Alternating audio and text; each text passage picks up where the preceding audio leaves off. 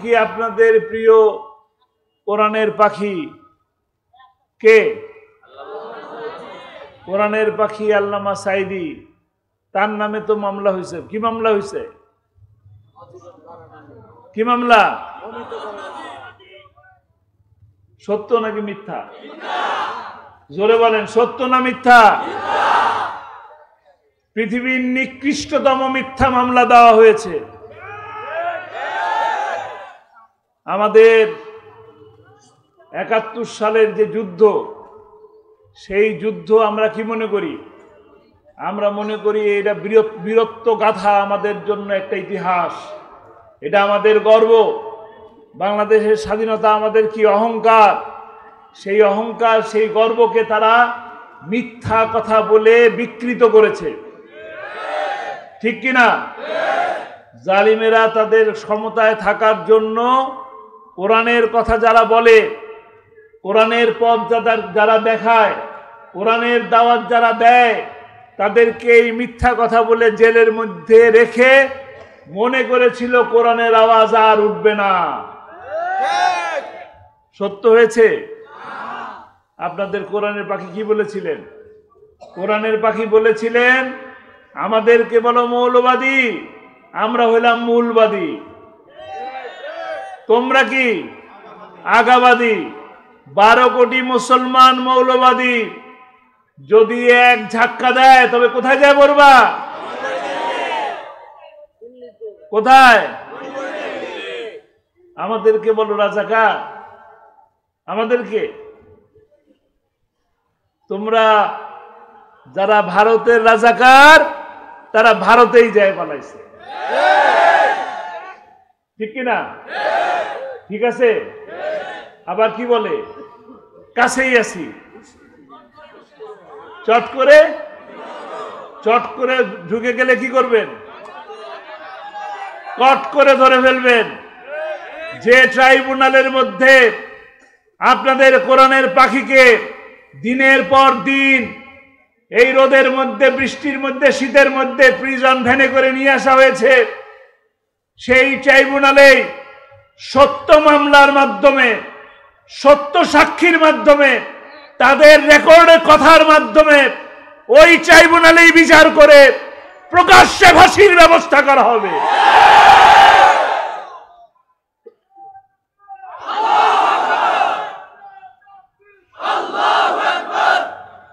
আমরা কোরআনের পাখিকে গ্রেফতার করার পরে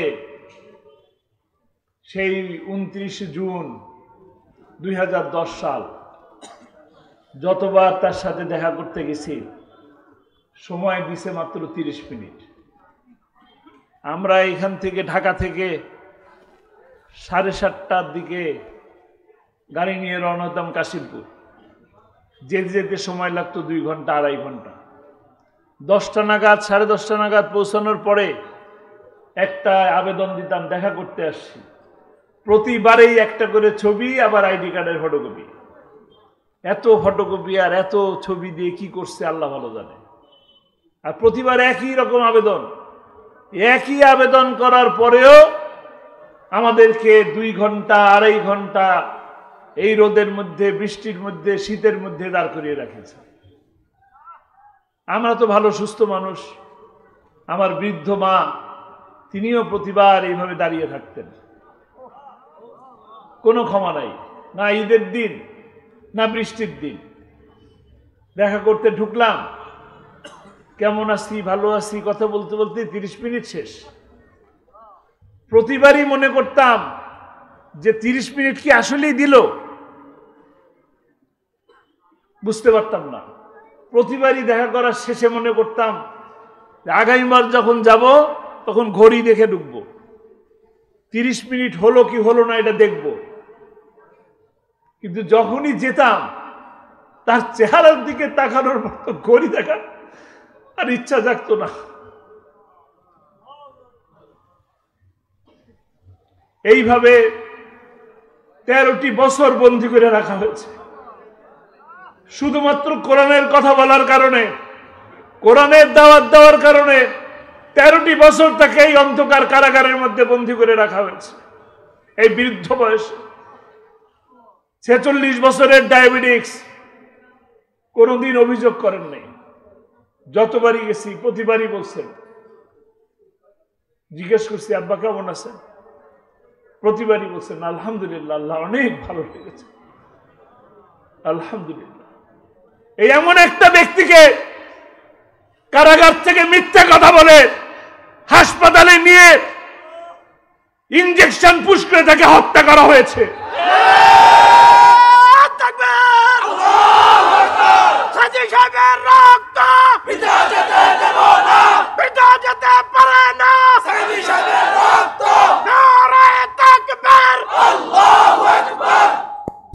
অপরাধ অপরাধ শুধু কোরআনের দাওয়াত দেওয়া, আর কোন অপরাধ ছিল? আবরারের অপরাধ কি ছিল? আবরারের কথা মনে আছে আপনার? মেধাবী ছাত্র, বুয়েটের, ফজরের নামাজ পড়তে যায়, ফজরের নামাজ পড়তে যায় বলে তাকে শিবির সন্দেহ করে রুমের দরজা আটকিয়ে হাতুড়ি দিয়ে গিরায় গিরায় পিটিয়ে পিটিয়ে হত্যা করেছে। কতটা বর্বর হলে তারা এই কাজ করতে পারে? বিশ্বজিতের কথা মনে আছে আপনাদের? একটা হিন্দু ছেলে দিনে দুপুরে 35টা 36টা টেলিভিশনের ক্যামেরার সামনে রাজপথে তাকে কুপিয়ে কুপিয়ে হত্যা করা হয়েছে। সে বারবার বলতেছে, ভাই আমি শিবির না, আমি শিবির না। শিবির তো দূরের কথা, আমি তো মুসলমানই না। অপরাধ কি ছিল? খোঁচা খোঁচা দাড়ি ছিল। দাড়ি রাখা অপরাধ? এই মুসলমানের দেশে দাড়ি রাখা কি অপরাধ? এই মুসলমানের দেশে নামাজ পড়া কি অপরাধ? ওই নাস্তিকদের বিচার এই দেশে হবে, হতেই হবে। তারা মনে করে কি নাস্তিকদের দেশ? এটা শাহজালালের দেশ, এটা শাহপরানের দেশ, এটা শাহ মখদুমের দেশ, এটা আলেম ওলামাদের দেশ। নাস্তিকদের স্থান হবে না। আল্লামা সাঈদী বলছিলেন না, এমন সময় আসবে ইন্দুরের গর্ত খুঁজে পাবা না। সত্যি হয়েছে কিনা? একদম প্রতিটা অক্ষরে অক্ষরে সত্যি হয়েছে। এখন তো খুঁজেই পাওয়া যায় না। কে জানি বলেছিল খেলা হবে, খেলা তো শুরুই হয় নাই। খেলা শুরু হওয়ার আগেই মাঠ ছেড়ে পালায় গেছে। মুশরিকদের মনের মধ্যে ভয় থাকে। আমরা যখন 5 জন 7 জন মিলে ঘরের মধ্যে মিটিং করলাম, কোরআনের আলোচনা করলাম, 2টা বই নিয়ে বলল কি জিহাদির বই, জঙ্গি। আমরা কি দৌড় দিছি? আমরা কেউ দৌড় দিলাম? কিন্তু তারা গাড়ির থেকে নেমে দৌড় দিয়ে প্লেনে উঠে গেছে। যেখানে আছেন কি সেখানেই থাকেন। মামা বাড়িতে মজা বেশি, মামা বাড়িতে থাকেন। আমরাও ভালো আছি, খামোখা অশান্তি সৃষ্টি করেন না। যেখানে আছেন ভালো থাকেন, আমাদেরকেও শান্তিতে থাকতে দেন। অনেক লুটপাট করছেন, হাজার হাজার হাজার হাজার কোটি টাকা, অনেক লুটপাট। নির্বাচনের আগে কি বলে? বাংলাদেশে মালয়েশিয়া বানাবে, সিঙ্গাপুর বানাবে। আমাদেরকে স্বপ্ন দেখায়, আর নিজেরা কি করে? বেগমপাড়া বানায়। বেগমপাড়া যারা বানায় তাদের পক্ষে থাকবেন? যারা শেয়ার বাজার লুট করে তাদের পক্ষে থাকবেন? যারা ব্যাংক ডাকাতি করে তাদের পক্ষে থাকবেন? যারা লগি বৈঠা দিয়ে হত্যা করে তাদের পক্ষে থাকবেন? কাদের পক্ষে থাকবেন? কোরআনের পক্ষে থাকবেন ইনশাআল্লাহ। আল্লামা সাঈদীকে ভালোবাসেন? কয়জন ভালোবাসেন? আলহামদুলিল্লাহ। আল্লামা সাঈদী, আপনারা কি আমার আত্মীয় নাকি? আল্লামা সাঈদীর আত্মীয়? এত ভালোবাসেন কেন? কোরআনের জন্য। আল্লামা সাঈদীর একটি স্বপ্ন ছিল, প্রতি মাহফিলের শেষে তিনি বলতেন, মনে আছে? প্রতি মাহফিলের শেষে তিনি বলতেন, কোরআনের রাজ প্রতিষ্ঠা হয়েছে, এই দৃশ্য দেখে আমার যেন মৃত্যু হয়। সেই স্বপ্ন বাস্তবায়ন করতে পেরেছি আমরা? সেই স্বপ্ন বাস্তবায়ন করব আমরা? দায়িত্ব কাদের? তাকে হত্যা করা হয়েছে, তাকে নির্মমভাবে হত্যা করা হয়েছে, সেই হত্যার বদলা নিতে হবে। বদলা কিভাবে নেব? তার স্বপ্ন পূরণের মাধ্যমে, ইনসাফ ভিত্তিক কল্যাণময় একটি রাষ্ট্র প্রতিষ্ঠার মাধ্যমে ইনশাআল্লাহ আমরা একটি সুন্দর সমাজ গঠন করব। যে স্বপ্ন সেই 50 বছর আগে যুদ্ধের সময় আমাদের মুরব্বীরা স্বপ্ন দেখেছিল, কি? সোনার বাংলা। আমরা সেই সোনার বাংলা সত্যিকার অর্থে গঠন করবো ইনশাআল্লাহ। এই হত্যাগুলা প্রতিটি হত্যার বিচারের মাধ্যমে, ছাত্রলীগ নিষিদ্ধ করে তাদের গুনাহ মাফ পাওয়ার কোনো সুযোগ নাই। প্রতিটি হত্যার বিচারের মাধ্যমে ইনসাফ ভিত্তিক সমাজ প্রতিষ্ঠা করতে হবে ইনশাআল্লাহ। আমরা রাজি আছি? আগামীতে যে সুযোগ আসবে, আজকে এই যে 5ই আগস্টের পরে আমরা ভালো আছি নাকি? ভালো আছি? এটাই কি বিজয়? 5ই আগস্টের যে শান্তি পেলাম, এটাই কি শান্তি? আরো বেশি শান্তি চাই, সুখ চাই, সমৃদ্ধি চাই। কিভাবে চাই? কোরআনের রাজ প্রতিষ্ঠার মাধ্যমে।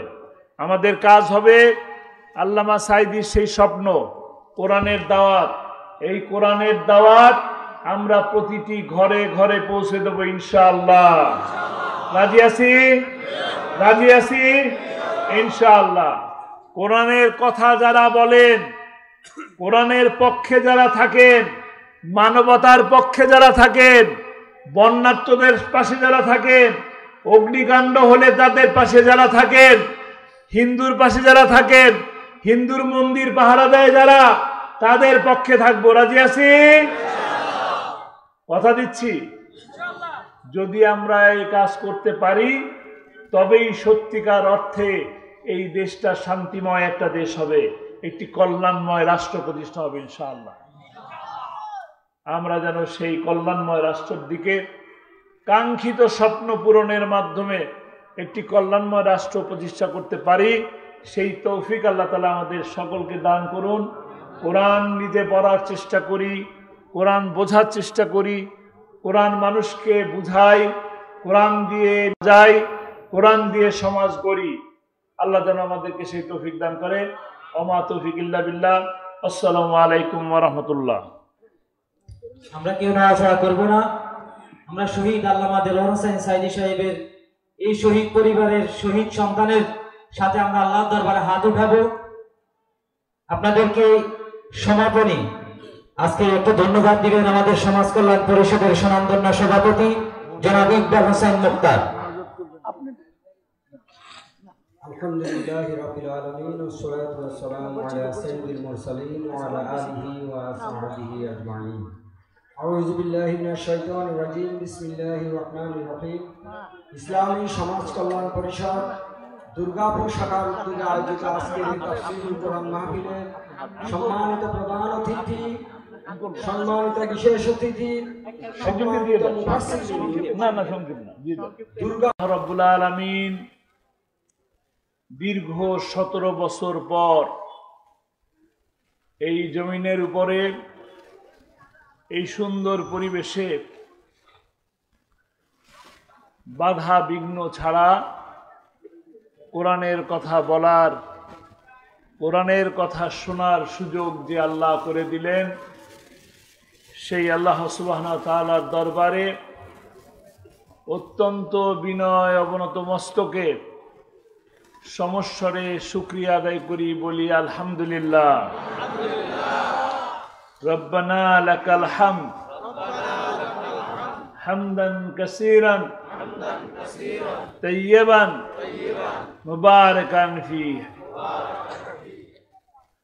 সেই সাথে আজকের এই আয়োজনকে, এই আয়োজক কমিটিকে একটি ধন্যবাদ জানানো উচিত কিনা? যারা এত সুন্দর প্যান্ডেল করলেন, এত সুন্দর মাইকিং করলেন, লাইটিং করলেন, মঞ্চ করলেন, আপনাদেরকে আমাদেরকে দাওয়াত দিলেন, এখানে এসে বসালেন, কথা শোনার সুযোগ করে দিলেন, তাদেরকে একটি ধন্যবাদ দেওয়া উচিত।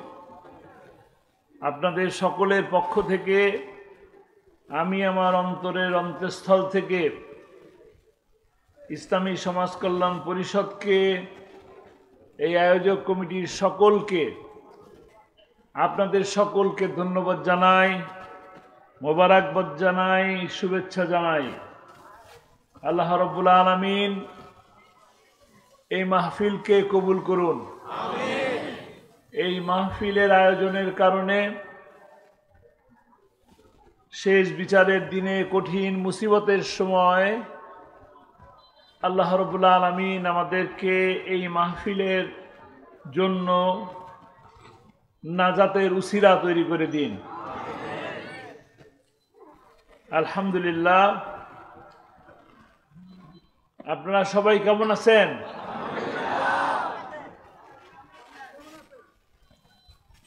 আমিও ওই আল্লাহ রাব্বুল আলামিনের অশেষ দয়া, অসীম মায়া, করুণায় আল্লাহ তাআলা আমাকেও ভালো রেখেছেন, আলহামদুলিল্লাহ। আমরা যে অবস্থায় থাকি না কেন, শুরুতেই বললাম 17 বছর কথা বলারই সুযোগ পাই নাই। যে অবস্থায় থাকি না কেন, জেলে থাকি, রিমান্ডে থাকি, হামলায় থাকি, মামলায় থাকি, বিপদে থাকি, মুসিবতে থাকি, রোগে থাকি, শোকে থাকি, হাসপাতালে থাকি, যে অবস্থায় থাকি সে অবস্থা থেকে আলহামদুলিল্লাহ। জোরে বললাম না আস্তে বললাম? আরো জোরে বলি আলহামদুলিল্লাহ। আল্লাহ যে আমাদেরকে কত ভালো রেখেছেন, এই শুকরিয়া আদায় করে শেষ করা যাবে না। দেখুন আমরা এখানে যারা আছি, আল্লাহ তাআলা আমাদেরকে কত সুন্দর করে বানিয়েছেন। সুন্দর দুটি চোখ দিয়েছেন এত সুন্দর পৃথিবীকে দেখার জন্য। এই সুন্দর দুটি হাত দিয়েছেন কাজ করে খাবার জন্য।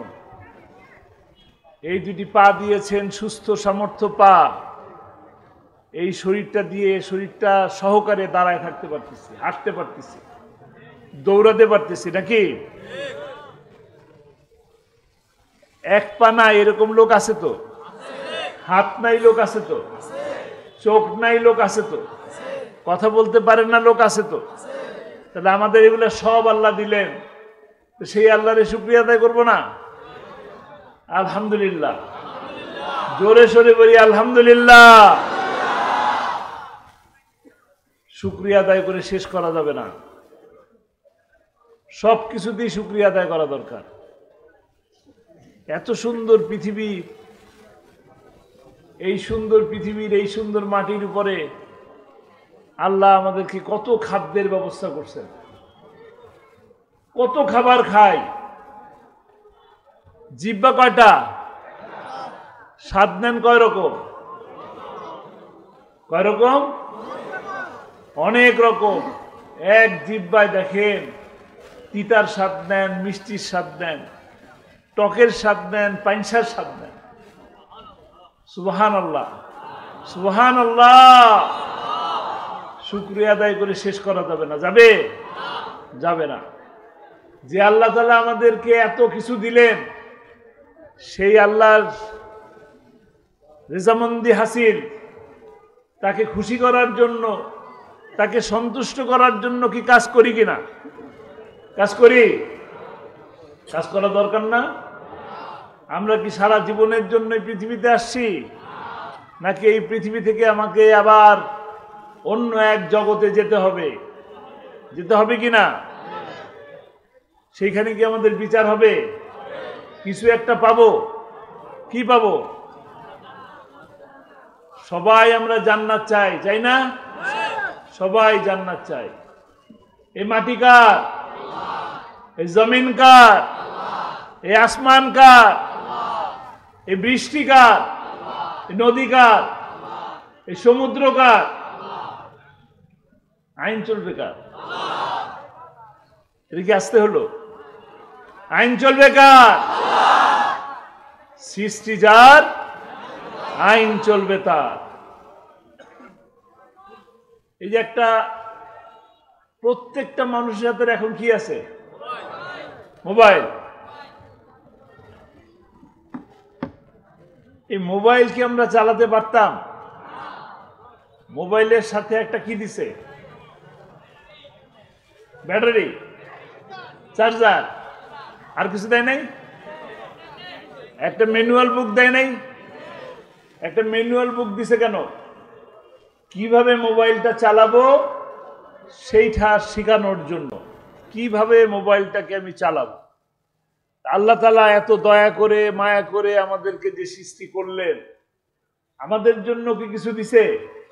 ম্যানুয়াল বুক দিছে? কি? কই? কোরআন দিছে? আমরা পড়ি? পড়ি না? কোরআন দিছেন, এবং কোরআনের প্রথম যে আয়াত আমরা একটু আগে বললাম, আলহামদুলিল্লাহ, আলহামদুলিল্লাহ রাব্বিল আলামিন, আল্লাহ শুকরিয়া আদায় করতে বলতেছেন। সেই সাথে আবার কি? কোরআন নিজেই বলতেছেন, জালিকাল কিতাবুলা, কি নির্ভুল কিতাব। কাদের জন্য? মুত্তাকিদের জন্য। তা আমরা যদি মুত্তাকি হতে চাই, তাহলে এই নির্ভুল কিতাবকে আমাদের স্মরণ করে চলতে হবে। রাস্তা কোনটা? সিরাতুল মুস্তাকিমের পথ। সিরাতুল মুস্তাকিমের পথ কে দেখিয়েছেন? আল্লাহ দেখিয়েছেন। গাইড ছিল? গাইড ছিল একজন। কে? মুহাম্মদুর রাসূলুল্লাহ সাল্লাল্লাহু আলাইহি সাল্লাম। তিনি আমাদেরকে গাইড দিছেন, এইভাবে পথ চললে, কোরআনের এই পথ ধরে হাঁটলে আমরা জান্নাতে যেতে পারবো। কথা ঠিক আছে? সহজ কিনা? একদম সহজ, ক্লিয়ার কাট কথা। যদি আমরা কোরআনকে বুঝতে পারি, কোরআনকে মানতে পারি, কোরআন দিয়ে যদি জীবন গঠন করতে পারি, কোরআন দিয়ে যদি সমাজ গঠন করতে পারি, তবেই আমরা জীবনে সফল হব। আর যদি আমরা এটা করতে না পারি, তবে জীবনের এই জীবিত দশায় আমরা সফল হতে পারলাম না, ব্যর্থ হলাম। আবার একইভাবে আখিরাতের দিন বিচারের সময় সেদিনও ব্যর্থ হব। ব্যর্থ হয়ে যাব কোথায়? কেউ যেতে চায়? কেউ যেতে চাই না। এই কোরআনের দাওয়াত যারা দেয়, তাদের প্রত্যেকের উপরেই মোটামুটি কি আসে? বিপদ আসে কিনা? কোরআন বলে, ওয়ালা নাবলু আন্নাকুম, কি বলে? ওয়ালা নাবলু আন্নাকুম বিশাইইম মিনাল খাউফি ওয়াল জু'i, কি? দারিদ্রতা দিয়ে, ক্ষুধা দিয়ে, বিপদ আপদ দিয়ে তোমাদের উপরে কি করবে? পরীক্ষা করবে। এই পরীক্ষা আমরা দিছি কিনা? গত 17টা বছর ধরে কি আমরা এই পরীক্ষা দিচ্ছি? এখানে যদি আমি হাত তুলতে বলি, তাহলে দেখা যাবে অসংখ্য মানুষের শুধু হাত উঠছে, যে যারা জেলেই গেছে। এমন লোক তো পাওয়া যাবে না যে লোকের নামে মামলা নাই। পাওয়া যাবে? পাওয়া যাবে না। মামলা প্রত্যেকের নামেই হয়েছে।